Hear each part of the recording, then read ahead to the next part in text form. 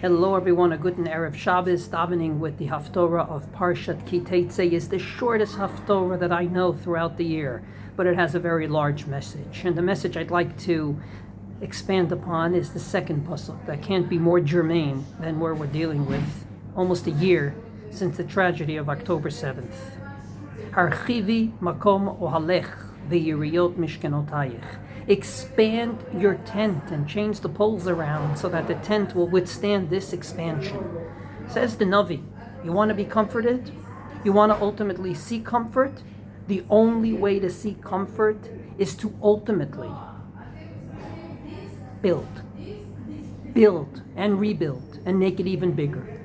In my humble opinion, and I'm not a political strategist and I'm far from it, but in this war, if we don't rebuild all the terrible massacre around the Gaza envelope, from Be'eri to Kfar Aza and beyond, then we lost.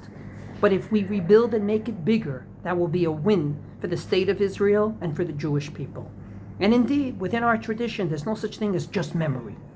Zachor et asher asa lecha Amalek not only requires us to verbally say that we will remember Amalek once a year in the Torah reading right before Purim, but it also requires us to ultimately go out and destroy Amalek wherever they might be.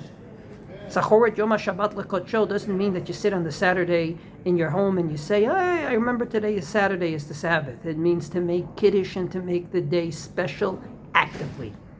It's not enough to remember. We have to intertwine that memory with action. And if we don't, then ultimately it will be some long lost memory and we will not be comforted.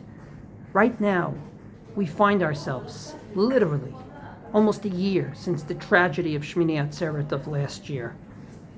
In my humble opinion, the way we will be comforted is if we rebuild and make it even bigger. And the more bigger it will be, the bigger comfort we will have. And in order to prove my point, all I have to do is go back to the terrible aftermath of the biggest tragedy in Jewish history, even bigger than October 7th, the Holocaust. What is a true, if you will, revenge on the Nazis? A true revenge on the Nazis is when you see a woman or a man with endless generations of Jews around them, children and grandchildren, all committed to the Jewish people and to the Jewish faith. When you rebuild, you will be comforted, and hopefully the Jewish people will rebuild and will be comforted, so that indeed the words of the Haftorah later on will indeed come true.